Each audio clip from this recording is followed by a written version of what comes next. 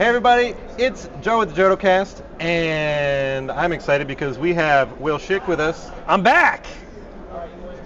Which is our favorite part of Adepticon. That's why we come here. Is it? Every year just to see little me and talk to me? There he is. There's so much more to do here. I need to show you around after this. We'll make sure that... Do they have other stuff here? There's a few other things. There's a few other things that are kind of cool to look at here. It's definitely worth a look. We'll take care of it. We'll take care of it. Don't worry about it. So we're going to talk about Shatterpoint. We're going to talk to you about Legion later. Okay. Another day. Good. All right. But today we're talking about Shatterpoint, Star Wars Shatterpoint, the game that we all like. I'm a big fan of it. It's so convincing. We all like. It's a game. I'm not great at ad-libbing, I've learned. No, it's good. It's good. Okay. Keep rolling. So I've got some questions. Galactic Legends and Key Operations. Yeah. Two exciting new alternate game modes. Those have been out for a bit now. How has the reception been for those? I think it's been pretty good. I know Key Operations, like we've continued to build on that since it launched at Mini-Strav last year. So we've added, I think, 2 more, and then there's several more coming this year. So we've got some cool new additions to that. That mode obviously is really interesting because it is by its nature unbalanced in some ways because it's asymmetrical and it's trying to tell a narrative. And so I think one of the things that's been interesting is watching how players have gravitated towards it. Certain players who are looking for that more balanced, like tactical experience that the base game offers, you know, for them it might not be the thing, but for players who are looking to kind of retell Star Wars stories and take their favorite characters and do the stuff, we've seen a lot of people gravitate towards that. So that's been really exciting. And I think it's doing really well. There's a lot of places we want to take it. And I think there's definitely improvements that we can make to the overall system, like based on the feedback that we're seeing. But I would say largely like we're happy, right? It's really hitting that note that we were hoping for. And it's always joyful to see players kind of like find that stuff. Galactic Legends, obviously, like I don't think that's officially released yet. We did the beta for the first half. We have the second half actually going on now as a live event. So it includes, I think they're testing Anakin, or I think it's Maul and Anakin, I think this time around, or Ahsoka, I'm not sure. But the other two primaries from the core box that weren't in the first beta are being actually initially beta tested here. And so there was a big event for that. I know a lot of players signed up for it, so that's really cool. It's being run by our developer William Rutan. But you know, from that initial beta experience and all the feedback we got, which was great, we're really energized for it. We're looking forward to bringing more of those characters to light. You know, continue to push that forward. I'm pretty sure that you're going to see the official release and finalization of those rules probably sometime late summer. So everyone will have those materials all finalized and everything. But when those materials are finalized, is it still going to be those 4 that have been beta tested? Yeah, it'll be those 4. We might have. I don't want to speak too much for the development boys. But we are working on a couple of others, so we might have a couple of surprises added, but it'll definitely be those 4 to start. And of course that means you have those 4, you have the 4 missions that come with them, you can mix and match the missions, which I think is one of the coolest parts of that system that we were able to figure out, is the fact that, like, you know, if you look at Ultimate Encounters, which is kind of a similar-ish experience for Crisis Protocol, the Ultimate Encounters are tied to the villain, right? You can't separate them or try different combinations. So with the Shatterpoint, you know, Galactic Legends, it was really important. We really wanted to push ourselves to find a way to make more options and opportunities by mixing and matching, you know, scenarios and characters, and that gives us a really good tool to be able to continue to inject new, fresh, like, experiences into that. So we're looking forward to that. So thus far, I would say, like, we're really happy with them. We got a lot more work to go on them. We're really excited to explore more in the future and to get all of them, you know, out into people's hands and to continue to grow those experiences as well. Sweet. Of the releases that have come out in the last year. Oh no, this is. Which has been your favorite to work on? Do I get a cheat sheet? Okay, last year. I guess since Adepticon. I think the easy answer, right, it's got to be the Mandalorian wave. You know, the armor paths and the coverts. That was just such a fun experience to be able to bring those characters from Mandalorian to the tabletop. To really get to dive into saying this is the way all the time in playtest, you know, and drive people crazy. And the sculpting, like, you know, the final miniatures for those, like the artwork, like all that stuff. There's something about Mandalorians, as I think anyone who loves Star Wars and especially has been watching Star Wars recently, they speak to like this primal part of, I think, especially the young boy experience, because we all wanted cool suits of armor that we could like boss around in and be badasses and all that. So That one was really fun. It was really exciting to be able to showcase and to do, and like get to relive the Paz Vizsla moment from season 3 where he like goes down like a champ. I don't know. So that one really stands out to me as one that was a blast to work on. But so many of them are fun. They're so good, and I think those Mandalorians lend themselves to miniature games as well. Oh yeah. Like in a huge way, just because they're so. Of all the like minis in the game, even if you're like, oh, I'm going to stick to like canon colors with the Mandalorians, you can still just kind of do whatever you want. Yeah, and you got that personalization, right? Yeah. For sure. So that one was really fun to work on. I really enjoyed that. Not necessarily released yet, but the Rogue One wave was also really fun. Like I really liked that movie when it came out. I saw it like 3 times in the theater, and so being able to bring those characters to Shatterpoint in a way that really lets you like dive into their personalities, right? I am so excited for those. I've been, rewatching Andor, getting ready for season 2. Gonna watch Rogue One after we finish season 2. Yep. Love Jyn and Cassian and K2. Just right now, I'm in a big. All the Shatterpoint guys I'm playing are all the Rebels, Rebellion. There you go. Yeah, I need those ones to flesh out the Rebellion. And they're coming. They're coming for sure. And I think we have some or all of them in the case. On show, but I think they're in the in the display case. Maybe I'll put up a little image here. Dallas always handles packing those cases, so I'm never 100% sure. But yeah, they're all done in there. I'm pretty sure they're there. Cassian might be in a few people's hands right now if they had the VIP package. Yeah. I think Cassian and Krennic were. Yeah, they were actually. They were part of the bag giveaway. So those were also really fun. They haven't technically released yet, but I would pick those as well because we had a blast just working on that and kind of reliving the movie moments on the tabletop as we play tested them, and those are always my favorite experiences, right? When you feel the story jump off the table as you're playing, like that. Those are the moments as like a game designer and kind of working on developers and stuff that you feel like, oh, you got it, right? You really hit the mark. I immediately want it's thought of like I need a custom game mode that's on like a 3x6 or even longer, where you have Cassian and Jyn. They have the Death Star plans, and they got to sprint across the board through all these stormtroopers or something. I mean, that sounds like maybe a Galactic Legends style experience. So who knows? Who knows what'll happen? Like in a few shots in the Rogue One trailer, there was like they had to run across the beach, and that got cut from the film. Yep. Game mode from this deleted scene. There you go. I mean, it's in the trailer. We could recreate it. Okay. Which was the most? I guess referring to those either Jyn, Cassian, or the Mandalorians, to keep the scope narrow. Sure. Which of those was the hardest to land on like the final design for? Ooh.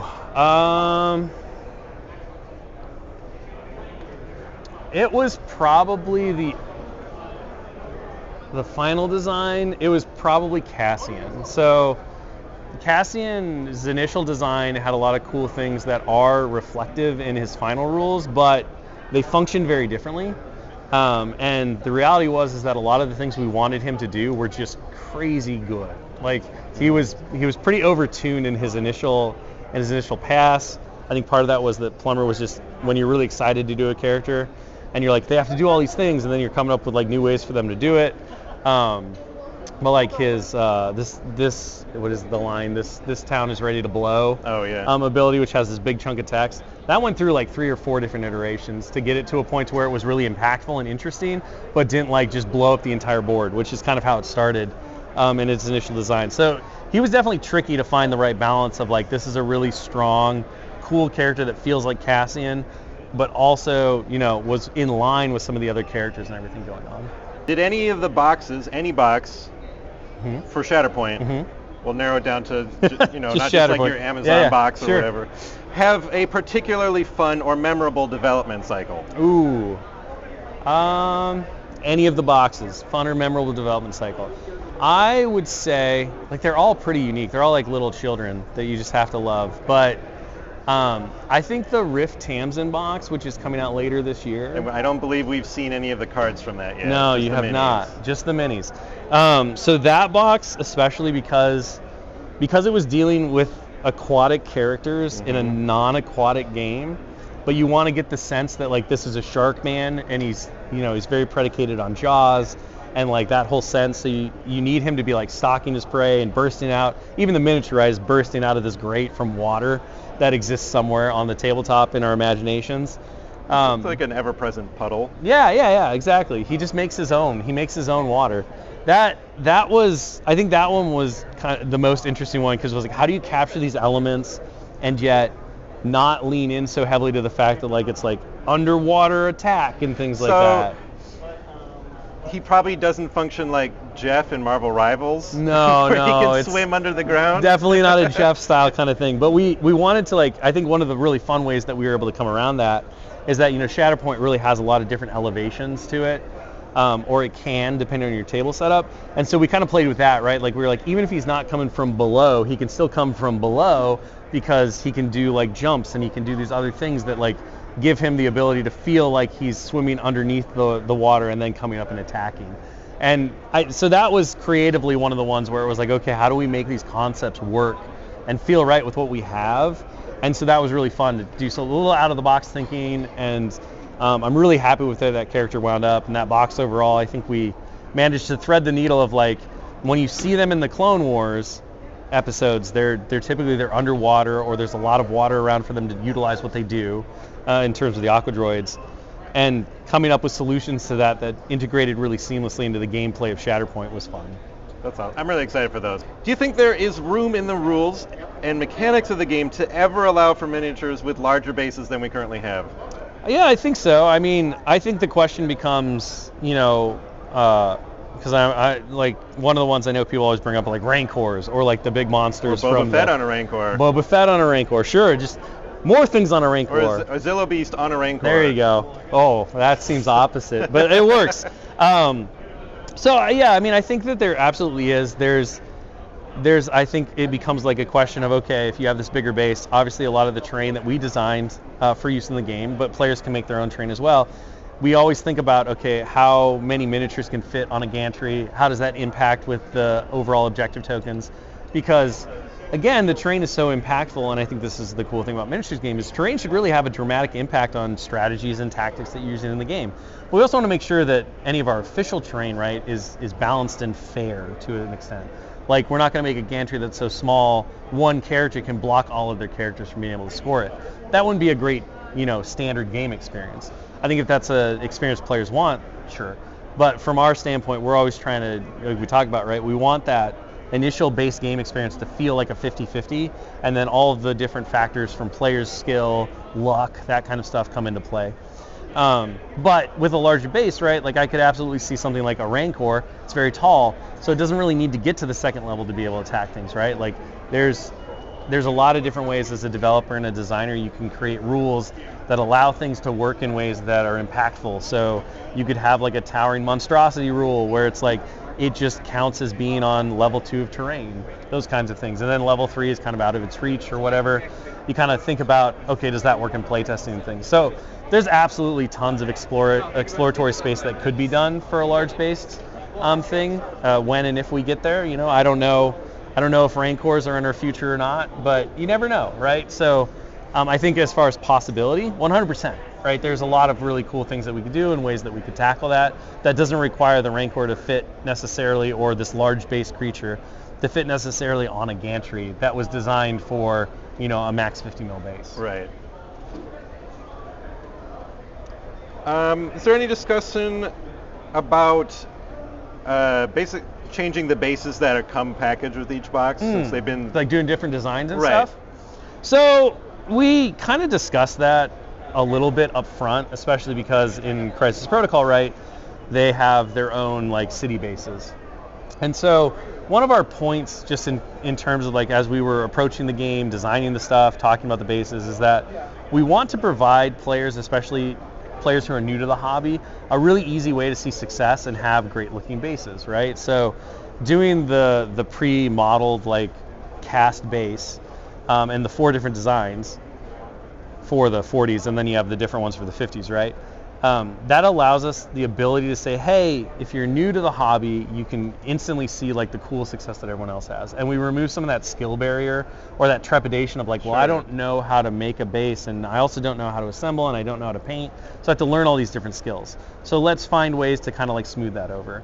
Our kind of take on it is that, well, that does mean that, you know, you wind up with this fixed number of bases, And we could go back and redo them. The reality is that, you know, we try to design the bases in a way that if you know how to model bases, if you've ever done like sand and gravel and grit or ballast or anything like that, or you've used milliput, you know, so many different ways to hobby them, that there's still, like, any base is blank to somebody who knows or has the desire to remake the base.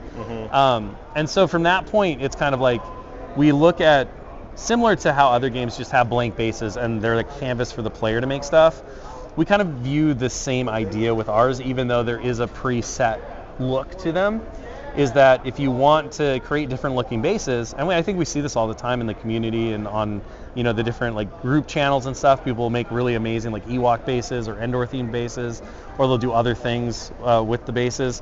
You can do all that stuff with the bases that are included. So I mean, I think if we continue to see player requests and desire for some different bases just to make the collection like more varied and diverse, we might wind up doing that. But at least for the moment, right, we kind of wanted to, we always look at this compromise of, well, let's do something for all different skill levels and try to make it the best for all the different players that we can. And that's kind of where our thinking landed on that. Cool. Yeah, I've definitely modified my fair share, and a lot of them you know, even just changing the color makes it can dramatically change like where it is, right? So. Was there ever a concept for an ability in the game that you just couldn't make work? Ooh. And if you can tell me about it, what was it? Yes, we have had a couple of different things that didn't quite work out. They usually morphed into other things. Let me think of a good one. So,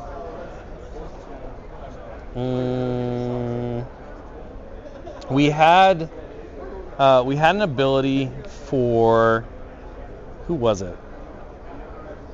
All right, hold on. I have to process and go through all the different versions of things.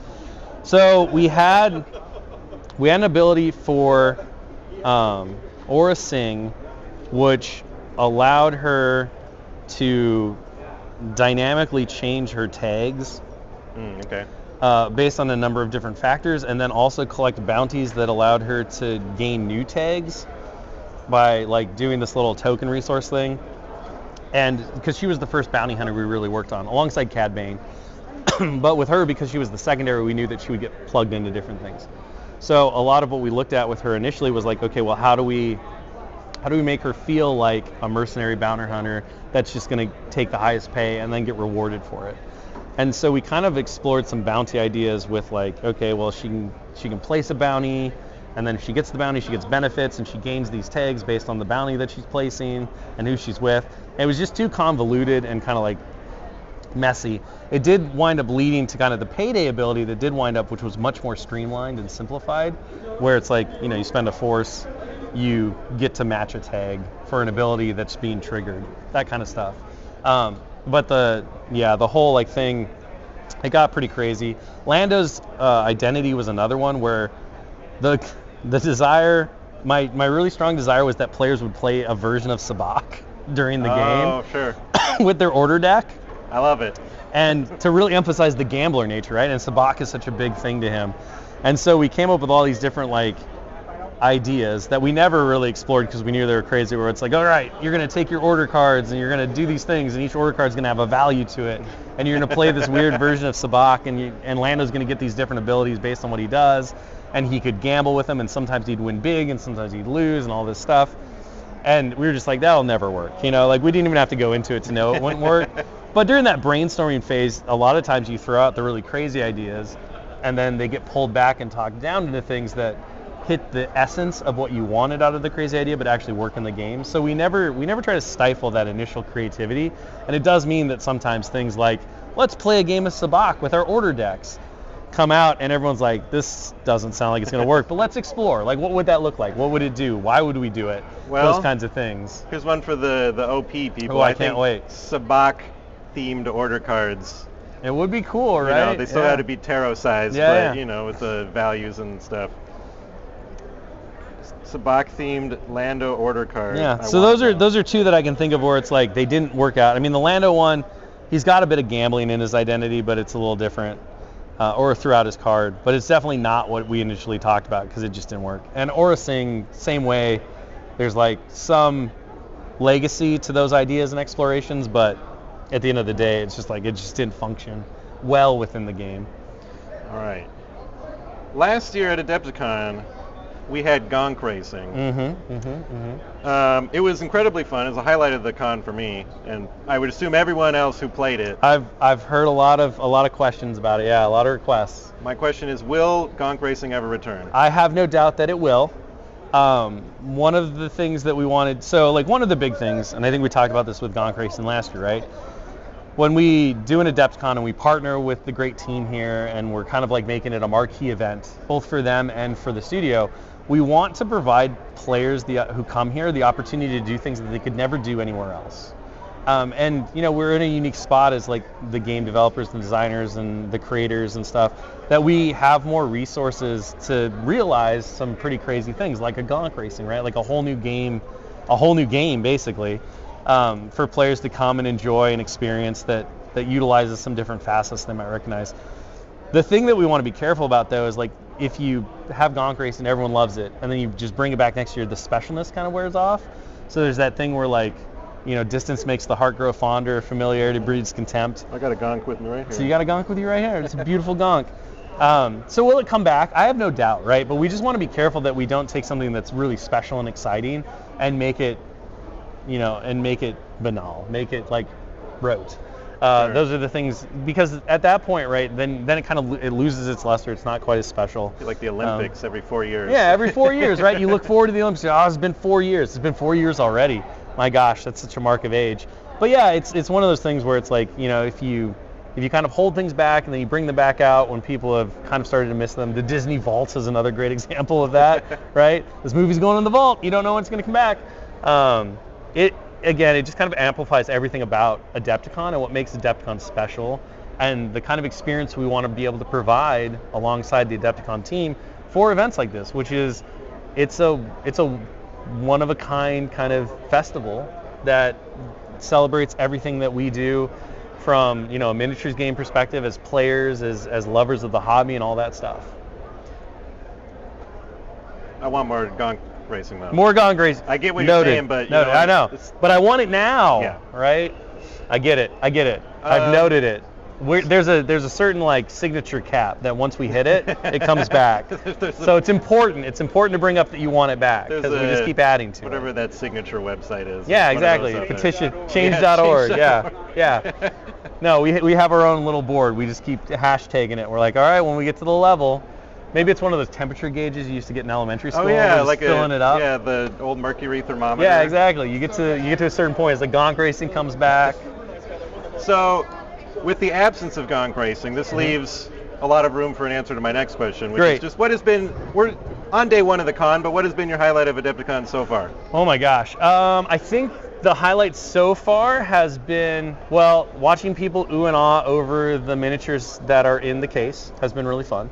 Because it's always just a blast for people. Photos never do miniatures justice because of the way that photos flatten and the fact that they're two-dimensional and you have three-dimensional.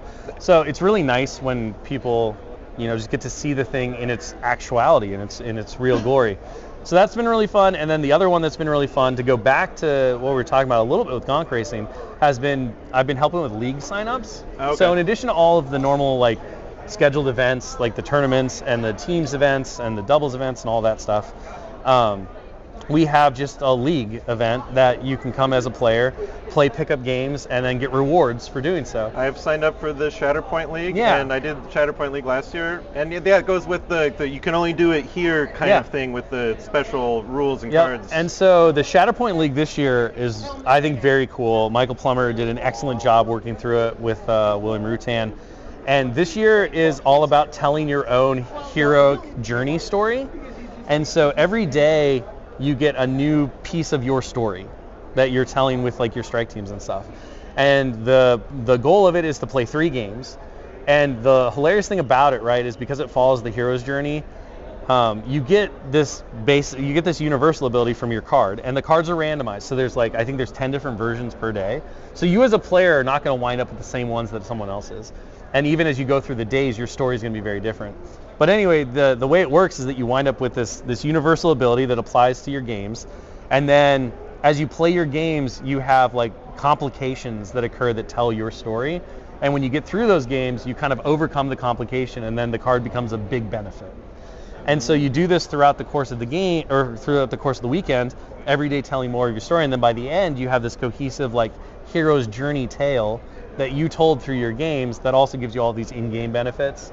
And so it really lets the characters, like, thrive as you get through it. And I just thought it was a really clever and, like, such a Star Wars way to do a league and have something that's really unique. And we were able to put a lot of thought into how it works, and it's been really fun to see players like start to read the rules and like their eyes light up as they're like, oh my gosh, and then think about, well, if this is today, what comes next? What's day 3 going to look like? I'm really excited about getting. I haven't had time to start it yet. Been busy with interviewing stuff, but talking to schmucks like me. But I'm excited to get into it. I will say, I was expecting you to assign every player of the league like a wizened old man mentor when I heard Hero's Journey. It's true. But just the card. The card is your wizened old man. Okay. That's it. That's all you get. There'd just be some guy just wandering around, just be like, use the Force. You'd be like, I know. That's I go, I don't know if I can do it. And he goes, you can do it. You can do it.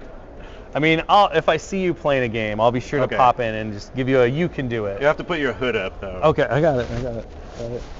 You can do it. I'll remember that next time I'm about to roll the dice. I'll hear that in my head. Yeah, see? And then if I roll bad, though, I'll blame you. Well, that's fine. I mean, but I'll take it. I accept that. Okay. Now I'm going to push my luck. I'm going to blame all my bad rolls on you. That's fine.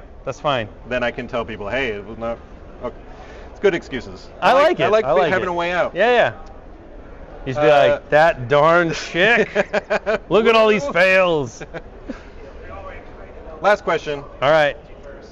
Just besides, Shatterpoint can be your answer, Legion can be your answer, but sure. It doesn't have to be Star Wars. Doesn't even have to be. I like it. Doesn't have to be Asmodee. Okay, let's go. What games are you playing right now? What games am I playing right now? Could even be a video game. So I've been getting pretty into Dragon Ball Super Fusion World. Okay. Which I played like the very first version of the Dragon Ball Z trading card game, like way back when I was in like middle school. So that was like 30 some years ago. And my friend had all the cards, and he would build. I swear, he built decks that his deck was really good, my deck was really bad, and then he would just proceed to like completely roll me. And they'd be like, I don't understand how you're doing this. And he's like, you just got to play better. Like, the card's are there. I guarantee you your thing does this. And he's like, they had this little, like, clicky power sword. And every time you got to the end of the power sword, you could level up your character. Like, you went to your next form, or basically. And he'd play, like, one turn, and he'd be on his third form. And I'd be like, I get to click once. And he's like, I play this card. Click it back down. And this is great. So anyway, but I really liked it. I mean, I like that franchise. I love that IP. And for some reason, I caught wind of the new game that just came out last year, and so I kind of dove into that, and I've started playing it quite a bit, trying to figure out how to be good at it, and I've gotten my boys involved in that. So we've been playing that one. We've been playing a lot of Crafting the Cosmos, which is a new board game. It just came out. It's kind of like a cozy game, but effectively each player gets a Cosmos board, and then the goal is to build the greatest galaxy. And so you have hydrogen stars and helium stars and carbon stars and oxygen stars, and you get these different like nebulas, and then the nebulas tell you which stars have to be around them to create the galaxy, and then you also create life, and you're trying to create advanced life through proto-life, and it's like a little worker placement cozy game pattern. Yeah, type. A little bit. It's really interesting. The components are incredible. They're gorgeous. And so we've been playing that, and that one's been a pretty big hit. And then obviously, I've been playing a decent amount of Legion, decent amount of Shatterpoint, and I've also been playing some MCP, although not quite as much recently. It's kind of been all Star Wars for the Miniatures games right now. Well, we approve. Yeah. And so that's, I've been hitting a lot of different things, but staying busy on the game front. So, yeah, probably a bigger answer than you wanted, but there you go. Card game, board game, miniatures games. Got them all covered. All right, everybody. This has been Will Shick from Atomic Mass Games telling us all the things you need to know about Shatterpoint. Is there anything you think the kids at home need to know before we say goodbye? Just be good to each other. Have fun. Roll some dice. Check out all the different game modes. Be sure to watch these find folks for all of the updates, because you're going to be covering it all, I bet. Yeah, we'll be at the studio update tomorrow. I'm excited. There you go. All right, yeah, that's happening too. So I'll be on stage presenting a whole bunch of new stuff and a look at kind of where we're going with the next 12-ish months. Awesome. Sounds good. Thanks everybody for watching. If you liked it, like he said, go watch our other stuff. And we'll be around with more Adepticon. Definitely go watch the other stuff. The content's great. There's tons of good stuff to look at. He's watched all of it. I have. 10 times. Oh, maybe just once. Okay. All right, bye.